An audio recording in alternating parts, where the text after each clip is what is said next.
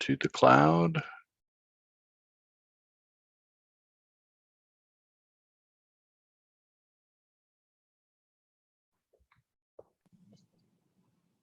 Make sure I get all my windows sharing here.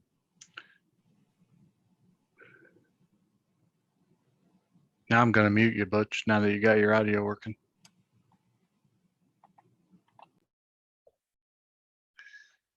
All right, good afternoon, everyone. It is June the 8th already.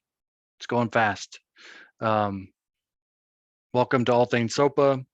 Today is just another conversation around SOPPA, trying to answer questions, trying to give you some information as we go, providing kind of like office hours so that we can get your answers to your questions all at once and maybe help other people as well. So as always, this slide deck is available, and I'll put the link in the chat again, and we're also going to use Slido, so that link is in there.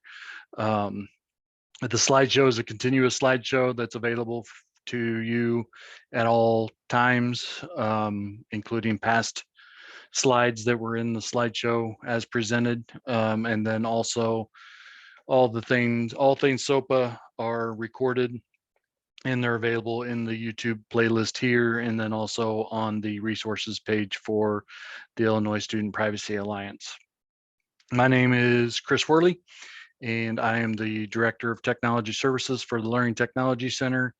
And I keep looking at the calendar, reminding myself that next week it'll be 3 years that I've been here. So that's exciting, and lots of good stuff happening with the LTC and different things. So it's not just about SOPPA, but hopefully you're getting more from other areas as well within the LTC. As always, my communication methods are here. Primarily scheduling a meeting or email are probably the best ways to communicate with me. And this takes a peek right into my calendar, and you can select whatever's available in 15-minute or 30-minute slots. And that does help with, so I can help answer questions beyond today and as you're going through this process. So feel free to, and I talked a little bit longer, so gave people an opportunity to fill out the polls, and that's good that you're getting connected. I think I didn't reset it from last time, maybe that's why. I thought I did, but I guess I didn't hit the button.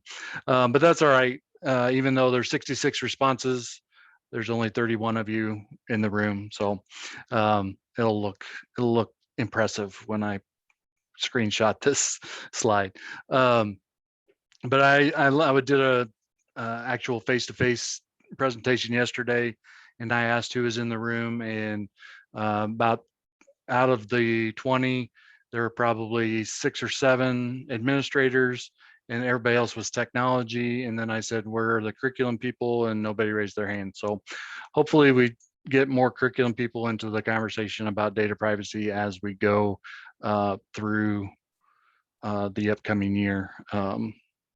So I think that's important that we get more of them involved besides just the technology. In some cases, we're all kind of technology at this point. So maybe there's a good crossover for curriculum and technology. Also just trying to get an idea, and I did reset this one, so this one should be new data, trying to understand where people are at. We've been doing these sessions since February 9th, and so just trying to make sure that what we're doing is helping and getting people to where they need to go.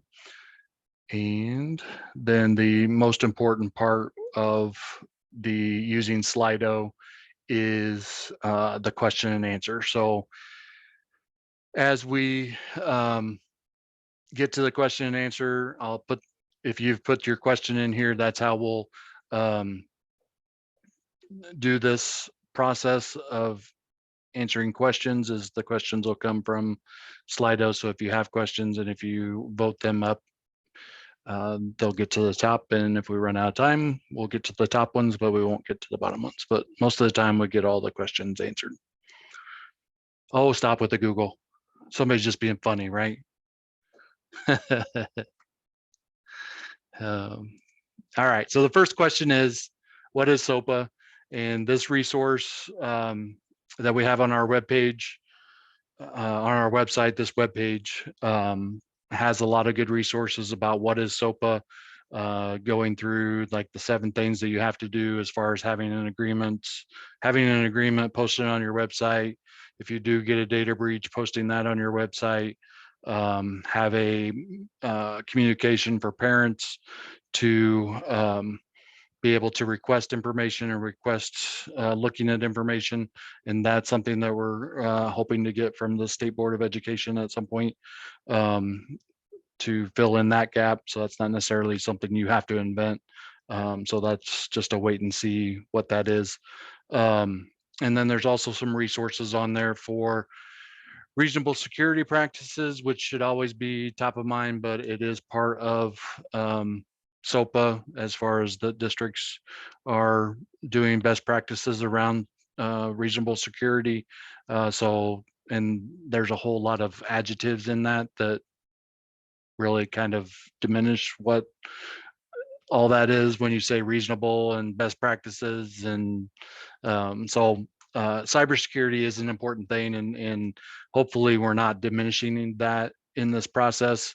We want to make sure that we're documenting what we're doing and those types of things, and that's going to help us all around. And I'll be the first one to admit that I did a very poor job of documentation when I was a technology coordinator, because you're always being pulled in a lot of different directions. But I think with the 43 reasonable security practices, or the framework that we've adopted from the CIS controls, I think that's going to go a long ways to helping with that.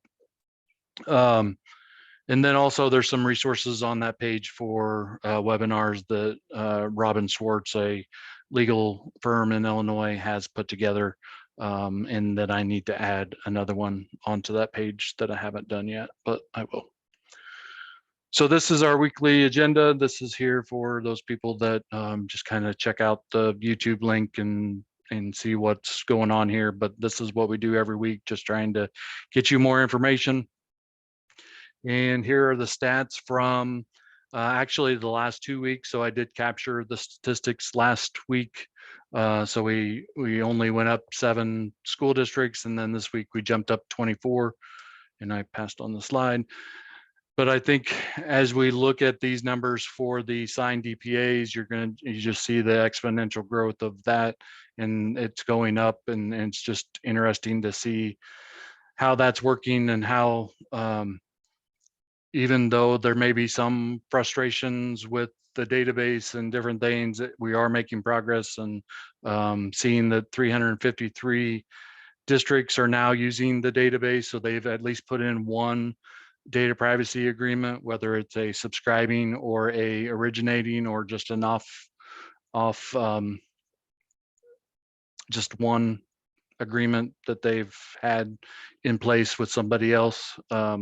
It's there. So 353 different districts have done that, of the 654 districts that have accounts. So a lot of people are still waiting, probably collecting information, or maybe they're just got an account just to have an account in case they wanted to use it. Maybe they're using a different method for organizing their agreements.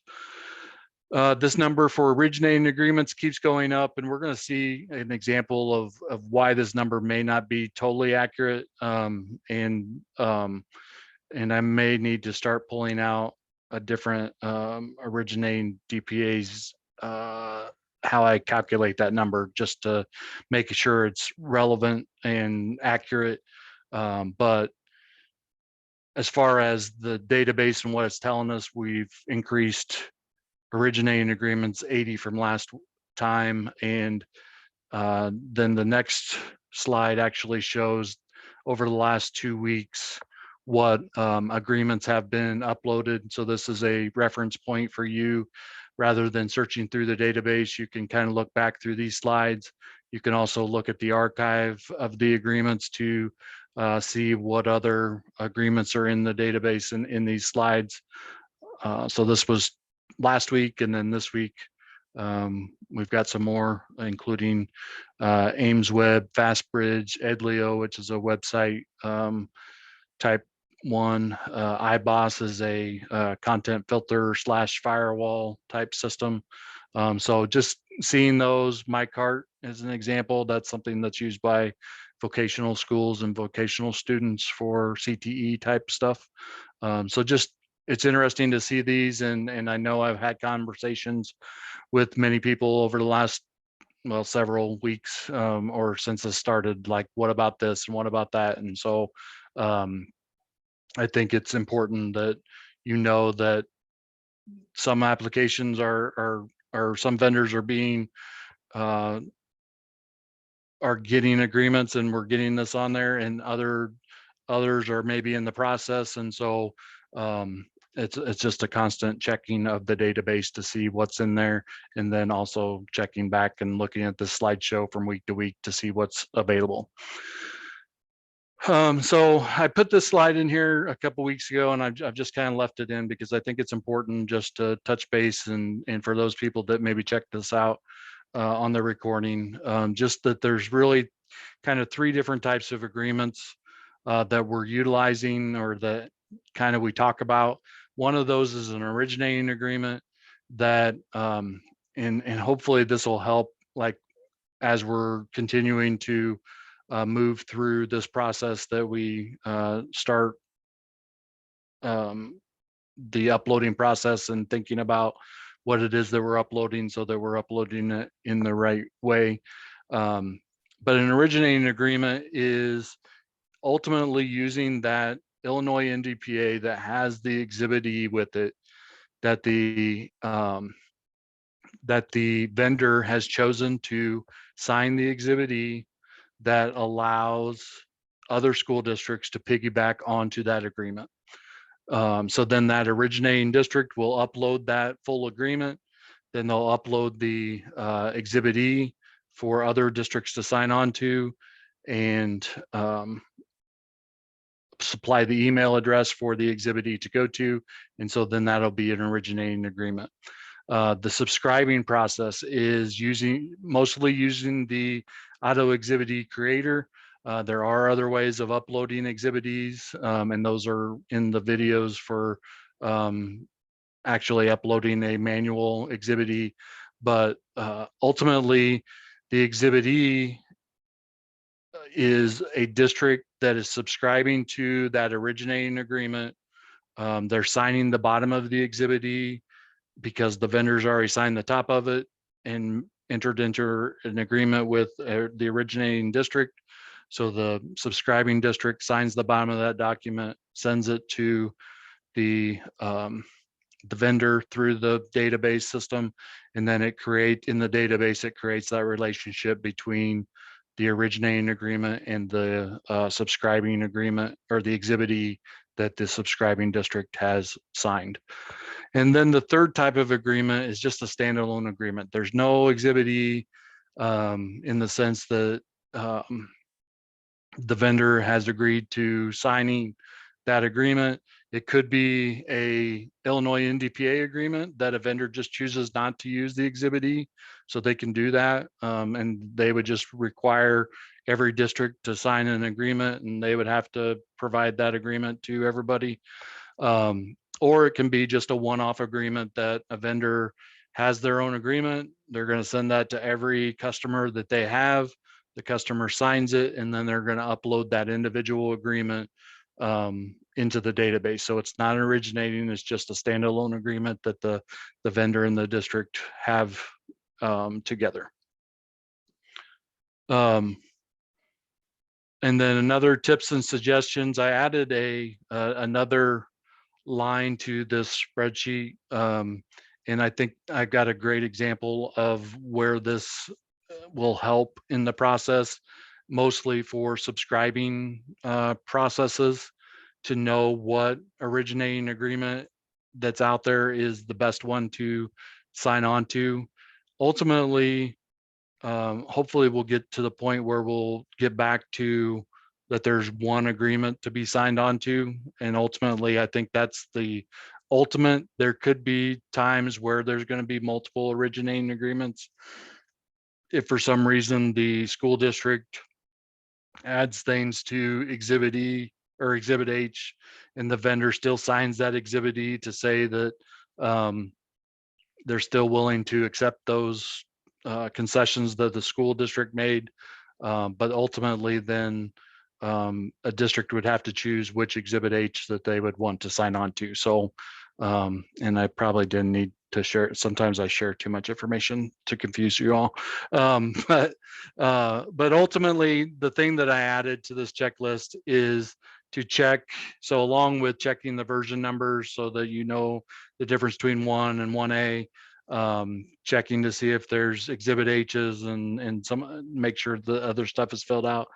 But when you're subscribing to an agreement, when you're subscribing to an originating agreement, check the district name and the vendor name to make sure that what you're subscribing to is truly what's in the database. And I'm going to show you where that jumps out at me as being an example of this. And it came up in the workshop yesterday. So so just be aware that if you've printed that out or whatever, or had that in your workflow, just make note of that, I'll show you this example here in a minute. So just a couple of examples of different types of situations that are happening. A lot of people, and I saw in the Q&A, somebody mentioned Khan Academy. So we'll look at the actual database and see this, but what it looks like to me is that there is no originating agreement for Khan Academy. It's a standalone agreement that Khan Academy has sent to school districts. And I don't know what the process is to get the format of this agreement. I don't know if you email somebody or if it's on their website or where it's at. And if somebody's entered into this agreement and knows how they got this agreement, they maybe can share that. But it's not the Illinois NDPA, which is fine. It's a data privacy agreement, but it has no Exhibit E, which allows you to the other districts can subscribe to. So it's not going to show up in the Auto Exhibit E creator, and it shouldn't show up in the Auto Exhibit E creator because we don't want people signing on to this agreement because it looks like Khan Academy wants it to be a standalone agreement with their language in it. The thing that this adds to school districts is that unless you're going to take the time to go through and compare this to the Illinois NDPA that your district's attorney has already looked at and said it's okay to use the Illinois NDPA, the district's attorney would need to probably look at this agreement to make sure it checks all the boxes for Illinois law, for data privacy issues and stuff like that. And so ultimately, I feel like it's probably going to, because why would they take the time? Why would Khan Academy take the time to put out a data privacy agreement if and have all schools sign it if it wasn't going to be up to the standards? But also, I mean, but it's important that you have your attorneys look at things that haven't been looked at before. So I think that's important to look at. And so I will show you that in the database in a second. And then the second situation is with IXL, which I'm going to show you like how to know which agreement to look at. And if you see multiple agreements that maybe aren't something that you should be signing on to, that's something that you can pass along to me at this point, and I'll work on fixing it. And ultimately, I'm going to fix IXL. So this isn't, it's an example today, but it won't be an example next week when we come back around. So, but it'll be a good example for you to look at. And then I just put the link for the checklist there so that we can see that. So let me jump out here for a second and jump into the database and show you And hopefully the website's working. Okay, good. So the navigation for the website is here for the SDPC database. So if you don't have an account yet, you can join the ISPA here, and it'll ask you for your district information, and I can approve you for an account. But if you're logging in, and what we want to look at is a couple different things. First, we're going to look at Khan Academy. And so you'll notice that in Auto Exhibit E Creator, that there should not be Khan Academy in here because it's not an originating agreement. So we'll look here first. Khan Academy doesn't have an originating agreement. So that would ultimately, that's where you want to start with an application to see if there's an originating agreement that you can subscribe to, because that process is a lot easier than anything else. So now we'll go to view state DPAs, and we'll wait for the 8,000 rows of this table to populate, and then create pages and give us a search box. And everybody at once can say Bueller, Bueller, Bueller. Orange whip, orange whip, orange whip. My references are going to be wasted on the younger generation at one of these days. And I may be in the younger generation when it comes to Animal House. So we get them. All and right, either okay. one of those are from Animal House. Well, Orange Whip isn't it? No, it's from the Blues Brothers. Oh, Turn in your No, old person the card. first one is from Ferris Bueller, though. I do know that. Bueller, Bueller, Bueller. Orange Whip is from Blues Brothers, huh? Oh, man. Yeah, John Candy and all the Illinois State Police sitting around All waiting right. for them to show up for this show. All right. It just shows that I need to stop watching Netflix and go back to watching good shows. All right, so what we were doing, we were searching for Khan Academy. So if I search for Khan Academy, there's lots of entries in here for Khan Academy. If I search by originator, that shouldn't tell me, it shouldn't bring anything to the top. If I look at the resource name, it should just be all the Khan Academies, and then you're going to see some agreements loaded here. And these are all vendor specific agreements. This one is a little bit incorrect in the sense that it's not an Illinois NDPA agreement.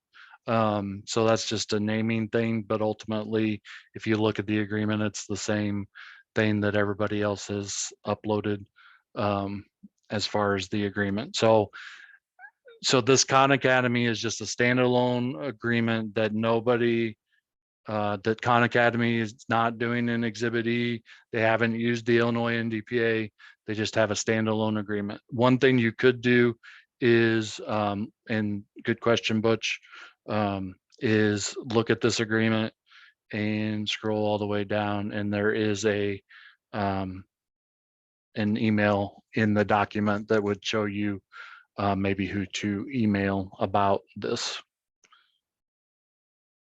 All right. I guess I could cut and paste that into the chat too. Maybe. Oh, technology is so unforgiving sometimes.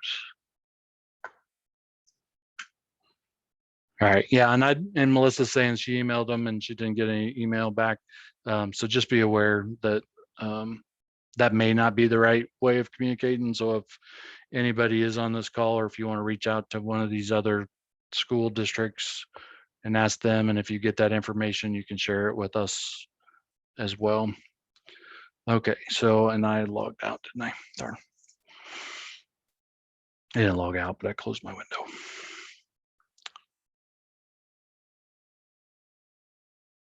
The other example, so Khan Academy, there is an agreement, but it's a standalone agreement. All right, so let's look at IXL. So this came up as far as like a question about how do I know what are, if a multiple originating agreements show up, how do I know which one's a good one to sign on to? So if you go to the auto exhibitee creator, this should be the only place that you should be able to sign on to an exhibitee.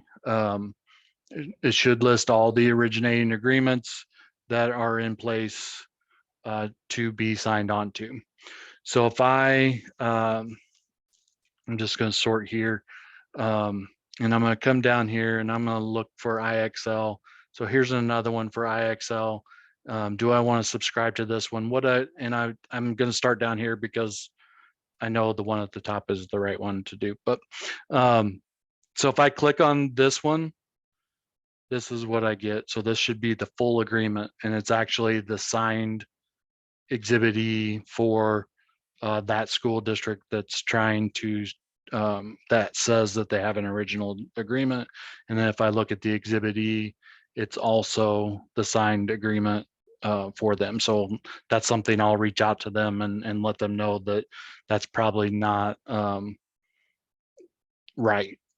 And then the other situation is that, okay, so they chose IXL Learning as the resource name. And again, there's nothing necessarily wrong with this. It's just a lot of people using the database. These resource names actually are duplicated, or not duplicated, but they're also shared across the nation, so that we're trying to, the resource names are trying to be used the same, but in some ways they get mixed up because we add a little bit more to them. But if I look at this one and look at the originating agreement, you'll notice that this is the township high school, but that's not who posted it. It's New Linux that posted that. So ultimately you don't want to sign on to this one, because ultimately what happened is New Linux actually uploaded this as an originating agreement. And then they uploaded their Exhibit E as being the one that they signed. And so knowing that, and also looking at the Exhibit E on, let's go back to this other one, or even I'll just go to this one. If I look at this Exhibit E at the top of it, you'll notice that it says this Exhibit E is between Township High School District 113. So that would be my first clue to say I should use that one as my originating agreement. So I can come back up here and look. So this is Township High School 113. If I click on that, it's going to be their agreement here. And then if I look here in the Exhibit E, it should be the blank Exhibit E. And so then as a school district that wants to subscribe to that, all they need to do is create Exhibit E. It's going to sign the bottom of that blank one, create that PDF, link it in your database under your agreements, and then email that document out to IXL in this situation. So it's just a good example of kind of searching through things. And then if we get this process to be working, then it'll work a lot better if we only have the one true originating agreement that's there to be used. And there's lots of different issues that could have gone into how that happened and all that stuff, and I don't want to really go into that at this point. But if you have further questions about that, I can definitely try to explain that as far as uploading an originating agreement. But as far as signing on to the Exhibit E, if you do want to have an ink signature, like in the case of New Linux, maybe they're wanting to have an ink signature, there is another way of subscribing manually to this process without doing the subscribing, but this necessarily isn't the way of doing it. So I can explain that later if we need to, because it shouldn't show up as an originating agreement is the main reason. If it's in this, it's showing up as an originating agreement, and it shouldn't. So that's the only reason I know that it's not uploaded correctly. All right, so now that I've confused you all, and we can answer questions about that if we need to at the end. Tips and suggestions, again, we are sharing out from the national level. They're sharing out, hopefully by the end of June, they'll have some proposals for helping to update the database. We've also got some things in there for maybe some stopgap things before they kind of not necessarily redesign the whole thing, but at least update it for some of the technical specs and some different things that'll help school districts and help us as the alliance to be able to help you guys better. So if there's things that you're seeing that need to be there, that would help you, that would help us, that would help everybody else, be sure to click on that form and add your suggestions in there. Even if you think somebody else has already probably done it, it's better to have multiple entries than no entries at all. The resources page, hopefully if you're finding us on these webinars, you found the resource page, but there's lots of things on here. The navigation, I took you to that web page and showed you how to log in and stuff like that. And that's the main reason why I have this page bookmarked on my browser, is so that I come to this website first, so that I'm reminded that the resources are here, that if I need to add something, I can add it to the resource page and you can see it. There's the YouTube playlists are here under videos. The PDF workflows are up here in the get started section. The full copy of the Illinois NDPA, the most recent copy, should always be right here, linked directly to the SDPC, where we upload the main copy. So if for some reason you don't have the most recent copy, it should be there. And then over on the right hand side of the resource page will be the upcoming events and for you to sign on and see what else there is to learn about. Again, this is just an example of one of those PDF documents to help you get started, just helping you understand some of those acronyms that I am constantly throwing out, and just some links, real quick links to the tutorials and different things. Also on the webpage is the link to the YouTube playlist. And thanks to Sean Mullins from Olympia School District that helped us make these videos. And then also a few weeks ago, it's been almost a month, well, it's been over a month ago already, did two webinars, one for going through the entire database menu system and trying to show you where things are and how to upload agreements and those types of things, how to use the auto exhibit creator. There's also those same videos are broken up here as well. And then this one, the using the Illinois NDPA for SOPPA, that's really just about the document and what the different exhibits are and how those can be used to help you with SOPPA. The press policies are available. These are policies that have to do with data privacy user and what you need to have in your board policies for working with SOPPA. And they include some administrative procedures. They include some exhibits that are there for you to utilize. If you don't use the IASB press service, you can use this email address to request those from press. But if you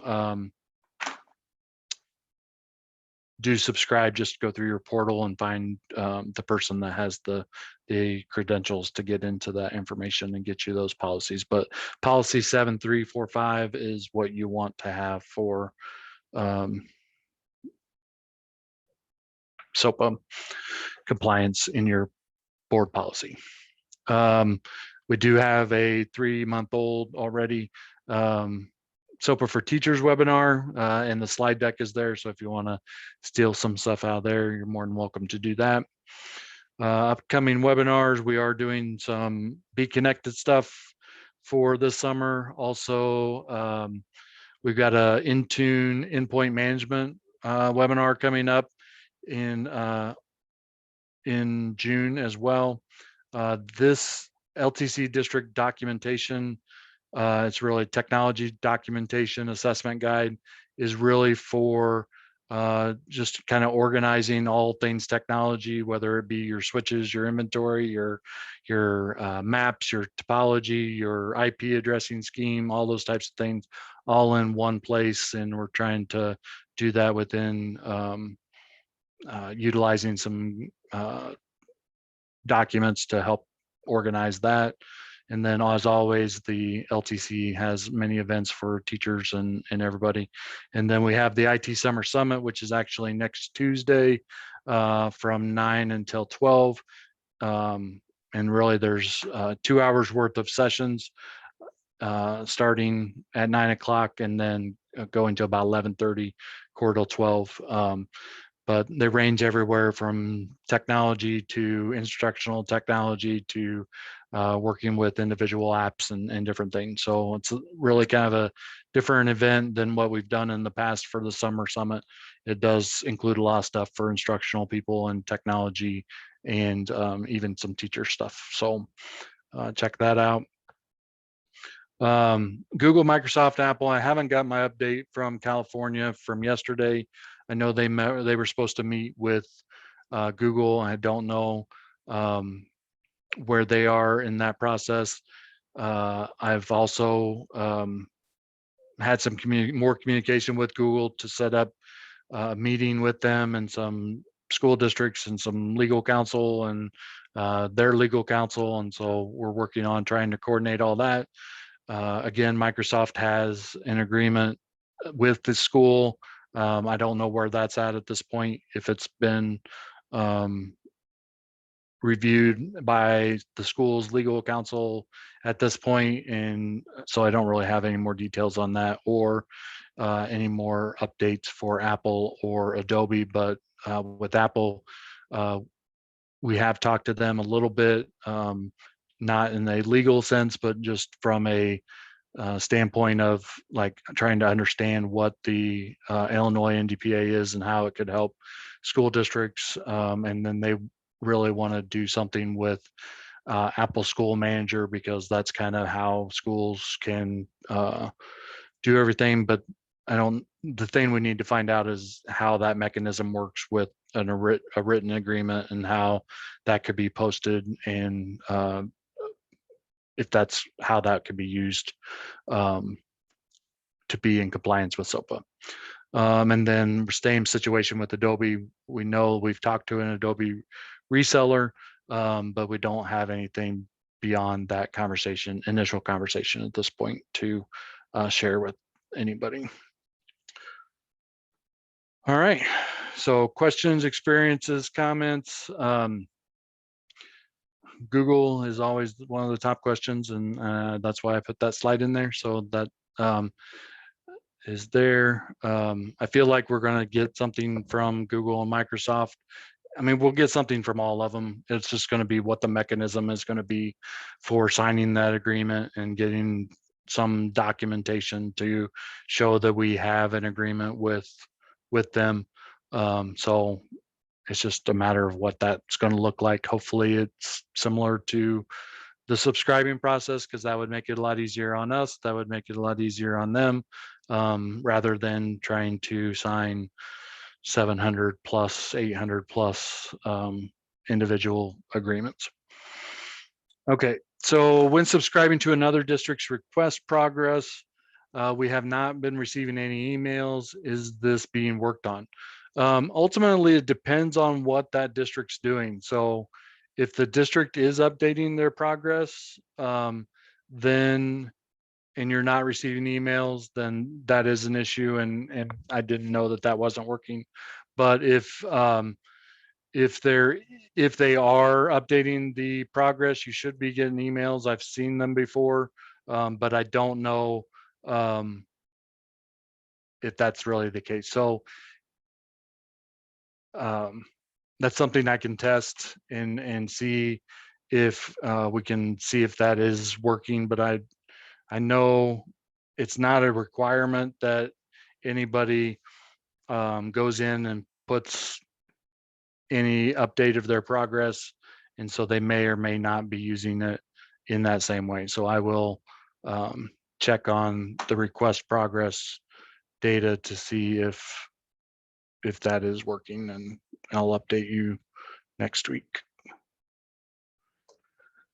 Is there any way to receive updates when a new operator agreement is added to STS, like push notifications for latest agreement slides you show? No, but that would be a good enhancement, that if you haven't added that to the enhancement sheet, you can do that. And I'll definitely make note of that as well.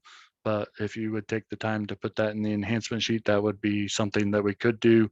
I know from a quality progress standpoint, that's something that we're thinking about from the alliance level, to see if there's a way that at least we could know about it, so that we could do that first review of the agreement to see that it's checks all the boxes ourselves, because as we get going, once we go through the backlog of everything, but once every week or so, if we can build a workflow in to help with that process, so that it's verified that every box has been checked off and everything's uploaded properly, and that would probably solve a lot of things too. And then the push notification could go out to districts to say that. But again, that's going to be one of those things that it may be, maybe something in the dashboard or something would be better to have that, rather than every time an agreement goes up there. Because if you start getting notifications for every agreement that goes up there, at some point you're going to start ignoring those because they don't relate to you necessarily. So so that's something that we will definitely think about, how we can make that process work better. If there's some way we could put that on a web page or in some kind of form or something that would help with that process. So that's a good idea. And those are the types of ideas that really are going to make a system like this better. And so if you do put those in the enhancements, that would be something that would benefit every school in the country, if that was built into the SDPC system, rather than us at the alliance level at the LTC trying to create something that would serve a purpose. But if it's outside of SDPAC, then it wouldn't benefit all the Wisconsin schools and all the Utah schools and all the California schools. But if we could build that in, that would be beneficial. Clever, the apps that are in there, Clever has a universal data sharing agreement with them. Would they be considered third party? No, I don't really. They have a data sharing agreement with them, so you're ultimately sharing the data with them. But if an individual application that's on the other side that you're utilizing was breached, Clever wouldn't have anything to do with that. You're sharing the data with them. You're the one that's responsible for that data. They're the ones that are responsible for that data. You would want that relationship with that that company. So I don't feel like that would probably be, I think you would want a data privacy agreement with those applications, versus similar to Google extensions and Apple apps and all that stuff. Like, those are individual companies. They're going to be storing that data. They're going to be doing whatever they want to with it. You're going to want to have a data privacy agreement with, in this case, Clever, and any company that you're going to be using within that. Hey, we had just met with Clever this last week, so I just wanted to chime into this because there were a couple of things on there, specifically Typing Club and Extra Math, that they have in their app store as companies that have signed data privacy agreements with Clever, and they're kind of like promoting as, I guess, endorsed. And I said to the rep, who is some poor lady from Connecticut, I was like, Extra Math, I just spoke to them and they said they're not going to sign the Illinois NDPA unless you're a paid subscriber. And she was like, oh, I've never heard of that. So she was going to go back and check, but I was interested to see someone else put this in Mhm. because we were wondering that same thing too. If since Clever signed the Illinois NDPA and they have an agreement with this other company, could one kind of supersede the other, I guess is what I'm asking.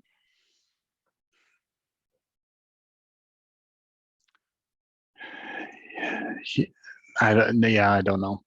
You need a lawyer on here, Chris. You I need a know, lawyer right? with you Yeah, for some of exactly. these questions. Yeah, Because they're really good questions, but they are really good questions. And so, And I'm not trying to nitpick. No, it's just it's no, in conflict absolutely. with the consortium. So if Yep. and obviously we know we have teachers that want to use some of these tools, right? So Right. if Clever has some sort of agreement with Extra Math, say, because you and I talked about that, Yep. and we have teachers that want to use the free version of Extra Math, then could that trump the fact that Extra Math says they're not going to sign for free users? Right. Right. I'm pretty sure that Chris can repeat you should consult your local legal counsel. Absolutely. We could take turns. And see, that's one of those things that I wish there was a better way than every school district having to ask their legal counsel.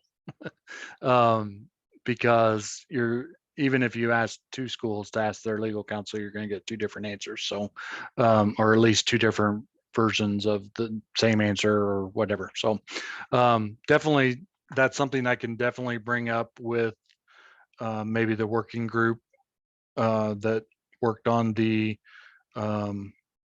Exhibit G as a question to so they have a data sharing. I'm just making notes here.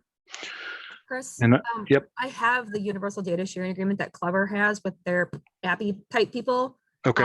in an email. Do you want me to forward that to you? Sure. So you don't have Yep. to search for Yeah. it? And I can pass that on. That'd be awesome. Yeah, Yep. perfect. Because that's what made me think about it. As we were looking at it the other day, and I'm like, the App Store in there, it's great, it's fantastic. We're finding new pieces of software all the time, but Sure. we're finding new pieces of software all the time. Right. That is sharing student data that. Right. Yeah. Yep.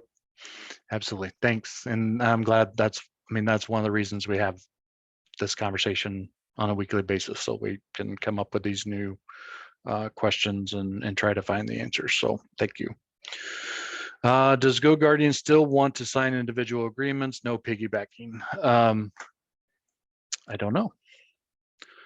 It's just kind of look in the database to see what. This is just always a good little exercise that we can look and see GoGuardian. So this says, and this is just one of those examples, let's look at vendor specific, and we'll notice that there is no Exhibit E here. So this is an originating agreement, but there is no Exhibit E, so that's kind of a red flag that this is probably not going to be a good agreement, but we'll look at it anyway.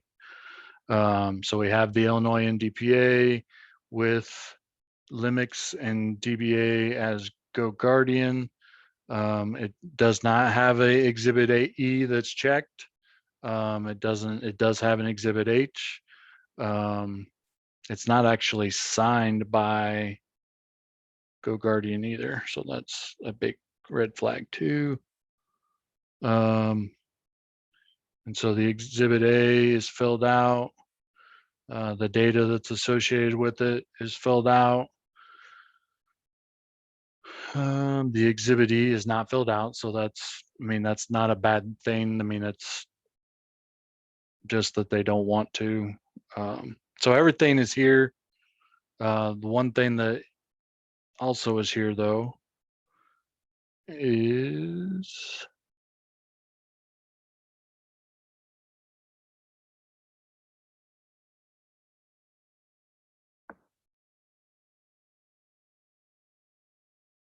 something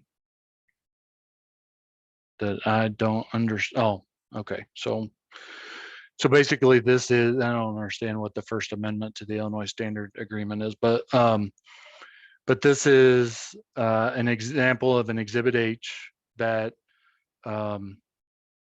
GoGuardian has presented that they would like changes made to clauses within the full agreement. So this would definitely be something that you would have to run by your attorney. Ultimately, this is an Illinois NDPA agreement with an Exhibit H, so it's actually it's a vendor specific agreement, but there is no Exhibit E, so it is a standalone agreement. And so they would not, so if you created Exhibit E, this is going to air out because there is no Exhibit E. So this is actually should be listed as a vendor specific Illinois NDPA with no exhibit. So just as an example, when you're choosing to add an agreement like this, you would choose vendor specific agreement, no exhibit, and exhibit should be specified Exhibit E, but I think other states use a different type of exhibit structure. So, but this is no exhibit for vendor specific. So there is no originating subscribing relationship with that agreement. So it should be listed there. So ultimately it wouldn't show up under Auto Exhibit E's creator. So if I look at, so the other thing, and I'm glad we're having an opportunity to kind of look into the database a little bit and just see what's here. But let's search for GoGuardian here.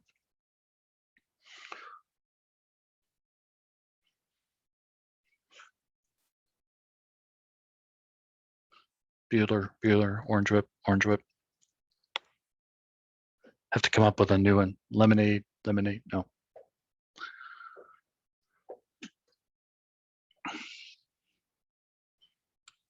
And if you try to scroll down while it's doing this, it actually will continue to load all of the 8,000 agreements. That's what's actually happening. And then from a technical standpoint, then it breaks it down into pages of 20 or whatever. And so if you scroll to the bottom, 25, and so it's displaying all 8,000, and then it breaks them up into pages, and that just is something that we're working on. So we were talking about GoGuardian. So instead of searching for GoGuardian, I'm going to search for Guardian, and you're going to see that there are lots of agreements here. They're all kind of a little bit all over the map with their naming convention. But I mean, ultimately, so this is an Illinois NDPA with no exhibit. And so this is version 1. This is between Rockton and GoGuardian. So this is probably very similar to what else is up there. So at least this one's signed by corporate counsel at GoGuardian. So that's a good thing. So it's a vendor specific agreement that is no, it's an Illinois. It's a vendor specific agreement because it has an Exhibit H is ultimately why it's a vendor specific, but it's using the Illinois NDPA as the basis for the agreement. But we really don't want to call it an NDPA, Illinois NDPA, because from a national level, it's been changed a little bit. And so from an Illinois standpoint, this is Illinois specific. It's not a national example of the agreement. So it's a vendor specific agreement without an exhibit is what it ultimately should be labeled. And ultimately it doesn't matter. It's just, I mean, it really is an Illinois NDPA with no exhibit, but just trying to figure out from a national level when people are looking at it to help them understand what's in there. It's still based off the Illinois NDPA, but it's a version vendor specific. Right, because it seems like they want to specifically change that Exhibit H section. Yep. Which they could do and still allow people to subscribe to it, which would cut down on a lot of these errors and all that stuff. Well, I'm just thinking even from GoGuardian's perspective, right, the ease of use for them, because they'd have to sign it once instead of for every school district. Yeah, okay, but that's what seems to be the difference. Like, it's using the Illinois NDPA, but GoGuardian wants to adjust the Exhibit H section, and instead of making one version that everyone could copy with the Exhibit E, they're making each school district create that specific agreement, even though it's probably the same language in Exhibit H. It's not different for each individual Right. school. Absolutely. Right. Okay. Yeah, well, I they just literally wanted just told us, like, I think we just got it for next year, and they literally said they signed individual things. They don't want an auto exhibit generated part Okay. portion. So they know about it, and they said they prefer to do it by each individual district. So Okay. maybe they want a lot of lawyers on their team. Right. Right. Well, I wanted to clarify that in case anyone was watching the recording, Sure. and for myself to like just verbally express it to that's what's going on with GoGuardian as of June 8th, 2021. There you go. And I believe that Pear Deck is also owned by the same company that GoGuardian is. So I don't know what the status of GoGuardian is, but or of Pear Deck is, but that's similar. College Board. That's one of them that I was supposed to be checking out, and I haven't checked out yet to understand better what the process is for College Board. Ultimately, it depends on where the data is coming from that people are signing up for College Board testing. I'm assuming this is related to AP testing type stuff. Ultimately, it depends on, does the district have the relationship with the College Board, or does the district have relationship with an intermediary that then sends the data to College Board? So if you're the one that has the relationship and are sending the data and have that environment within College Board, then I feel like you're going to need a DPA with the College Board. But again, it's going to be trying to figure out what it is that's happening with that, and then ultimately, as Butch said earlier, check with your legal counsel to get a better answer. But ultimately, sharing that out with everybody else will be helpful too. And that's one thing about the Exhibit E that's beneficial, is because at least if the Exhibit E's there, we kind of know what, or if the Illinois NDPA is there and we have an Exhibit E, like we know that relationship's already kind of been laid out. Whereas if you have an individual agreement that's kind of hidden away in all the other data privacy agreements, then it's a little bit harder to find and see. But ultimately, you can find it and know it takes one to get into an agreement, and then if we can use that for leverage. And the same thing with applications that maybe we don't have agreements for at this point. So somebody brought up to me this morning in a conversation the website School Inks. I don't know how you actually say their product name, but it's not in our database, but it is in another state in the database, and so we can use that as just kind of leverage with the to know that the company will enter into an agreement in some way, whether it's with an Exhibit E or not. But like, that's another question, and whether they have issues with the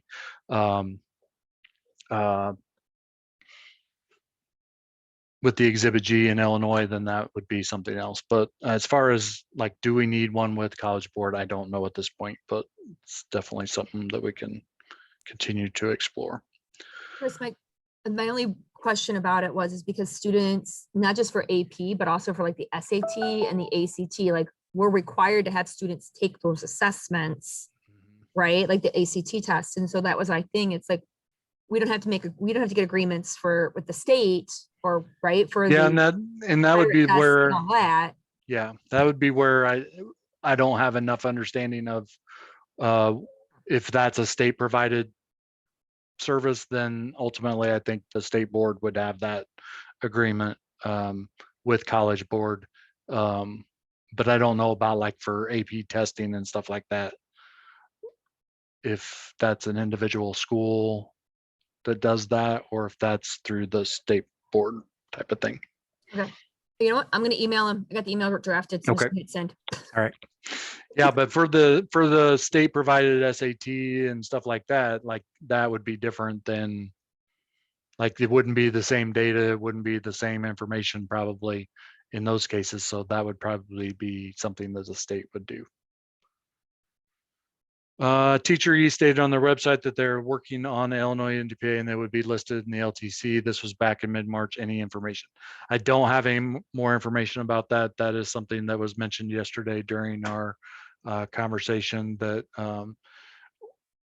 initially Teacher E's reached out to their school district saying that they were checking all the boxes for SOPPA and that they were good to go. And then their schools reached out to them and said, we need a written agreement. And I had a conversation with Teacher E's just to share with them what the Illinois NDPA was. And they said that they would work towards getting their system set up to utilize that format. And that was kind of the last I heard about it too. So if you are a Teacher E school and you reach out to them and get more information, please share that with us and the other Teacher E schools, and we can definitely share that as well. So I wish I had a better answer to that, but I don't. Parent inspection process, again, we're still waiting on guidance for that.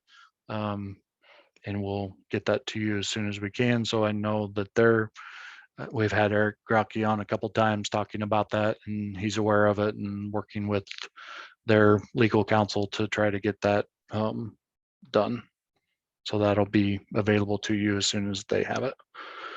If we appear on the Student Data Privacy Alliance list with an Illinois NDPA Exhibit E, does this mean we are in compliance with SOPPA? For that particular application, yes. And I guess I'm wondering,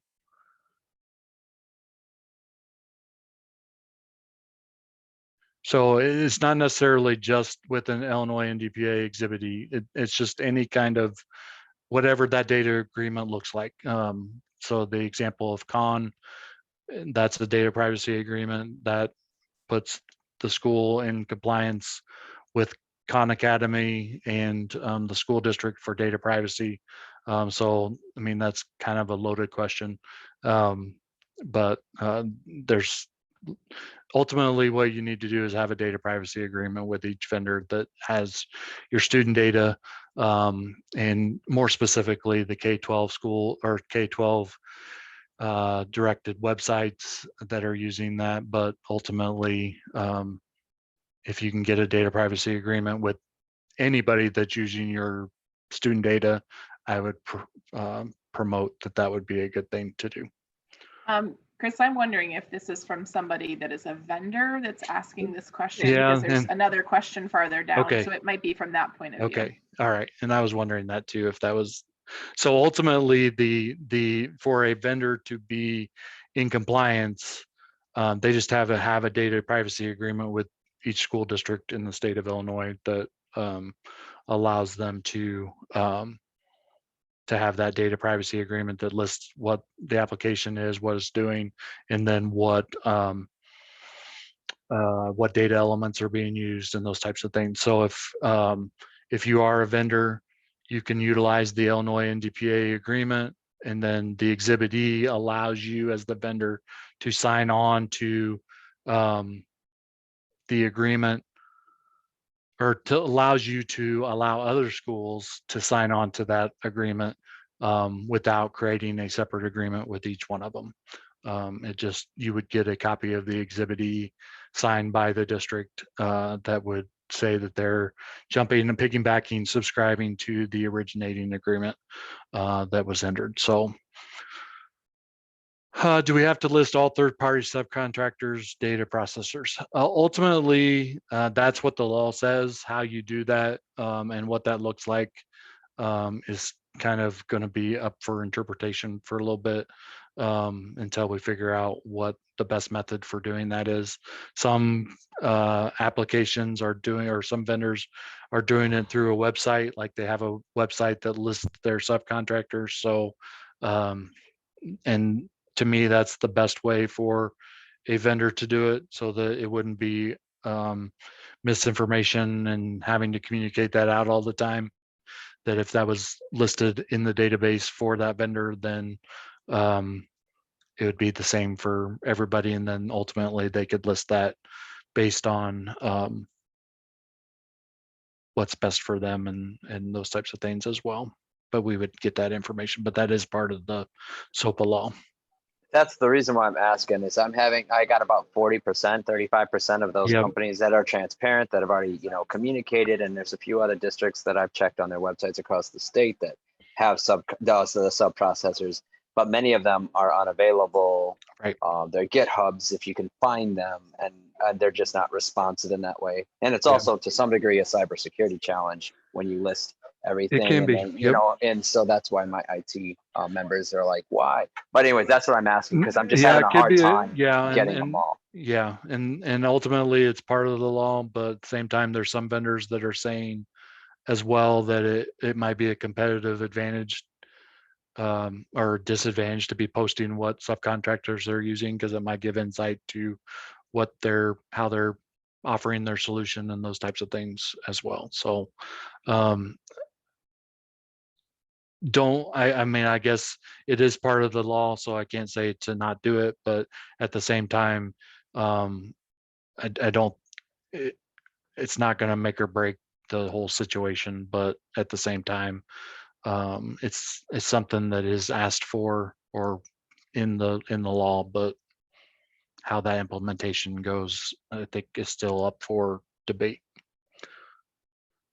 Do you have any guidance for us to language to include on our website specifically for parents? All I really have right now in that case is just some examples of what other schools have done, and actually just one example that I usually share. So this is just the Olympia School District webpage. They probably not ever had so much traffic on their webpage, but this is just an example of just kind of laying out what other laws are there, and not just SOPPA, because I think that's important too. But then the SOPPA portion of it is down here, and then they have the link to the database that will then show the applications that they have within their database or with their services, or the agreements with their services. So that would be my best answer for having some language. And then ultimately, excuse me, we will have more language for parents when it comes to that guidance from ISPA as far as requesting data and those types of things as well. If a school district says the company has declined to sign, what are our choices? Canva is an example I'm speaking of. Ultimately, that's going to be up to you, your district, your lawyer, what particular data is being associated with it. It's going to be hard to block everything and say we're not going to use applications, because it may be a very specific application that you want to use for certain things. And I guess ultimately it's going to be up to you how you determine what your risk is for using those applications. And then knowing what data is being shared, what's available to them, what's available to you, to be able to change in the long run. A lot of the stuff has to do with, and I think some of the background of SOPPA is creating artifacts and knowing that those belong to the students versus maybe to the company. So if they're creating posters and graphics, and in the case of Canva, then making sure that those are the students, not Canva's type of thing. So I don't know that there's anything that would keep you from using it, but it's just going to be one of those inherited risks that could be interpreted by your lawyer, or by your superintendent, or by your teachers at the same as different ways of looking at it. And Roxanne, I see your comment there in the Zoom chat that if Canva would fall under the loophole of being marketed to the masses as a general audience website and those types of things, not K-12 specific. And ultimately, it may be. I mean, some districts are saying that with Zoom and some of these other things too. But ultimately, I guess it's just one of those things that you just want to make sure you're having those conversations around if it is including student data, like, is it that important just because it's not part of that K-12? I guess just having that conversation about student data privacy and what we're trying to protect against is still important, even if it's not a general audience thing. And I know that's very simplistic and very like black and white, but I know there's a lot more that goes into all that conversation and having those conversations with your district and with your parents and with your students and all those types of things. So can we still do the auto exhibit creator, auto create exhibit H, even if the company didn't sign exhibit E in their originating agreement? Ed Leo is an example with Comerac. Ultimately, no. If you don't have an exhibit E, the exhibit E really, I mean, that's what binds you to the full agreement. So you can't just, so that's something I'll have to check out with Ed Leo and Comerac School District to see what that is. How to add purpose to the entries. I will show you that in just a second. We are a publisher of a teacher-facing assessment tool. Students do not log in or enter data. How does SOPPA apply to these kinds of tools? We are a publisher of teacher-facing assessment tool. If the teacher's the only one that has the access to it and they're not doing anything with student data, then that's not something that you would need an agreement with. But if it's a teacher assessment tool that the teacher is still putting student data in and then using it to generate reports or whatever, then yes, you would still have to have a data privacy agreement with that, because that is student data. Even if it's not entered by the student, it's student data that would be specific to that student and be out there and available. So ultimately, I feel like that would need to have a data privacy agreement, but again, check with your lawyers and make sure that, but I would proceed with the idea that you do need one. I've sent a lot of emails to you with agreements like you showed today. What information do you need? Want to handle these best screenshots, links, anything. I mean, I don't want you to spend a lot of time troubleshooting it for me, but if you just get me the specifics of, like, in the sense of, I can look at Ed Leo and Comerac and know what I'm looking at. So if you give me the name of the vendor and the name of the school district, that's something I can look at ultimately. And I know that there's there's some data errors that happen when people are entering things, and it really is important that I know what the if I can repeat that error, I can do it with the usually with the vendor and the school district to know what I'm trying to repeat. And then real quickly, and if there are other questions, we can come back to this, but we'll wrap up with this little show and tell here with the how to add purpose. And it's really an odd thing, and it's in my suggestions to get moved. But if you do have other questions, feel free to reach out to me, email me, join us next week for the All Things SOPPA. And then if we go back here and go to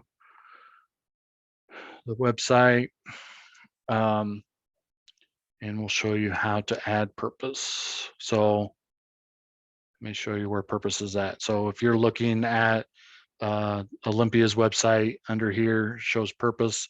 That's something that is a text box that's available for the resource. And the keyword in that is resource. So when you log into and I'll put this in the description that this is what I'm demonstrating. And so if you see it it'll take you to the timestamp to do this. So I log in as a school district. Under your resources, manage resources. And I know it's just, I don't know why it's not with everything else. And then it's under edit contact information. And there's purpose. It's also when you're first doing, so this is where this would show up. So save resource. And it's under, so now if I go to my resource listing,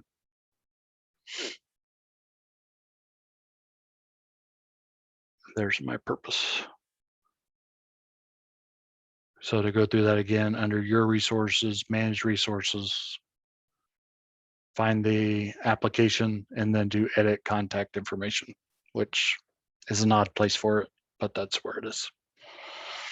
And that is specific to you.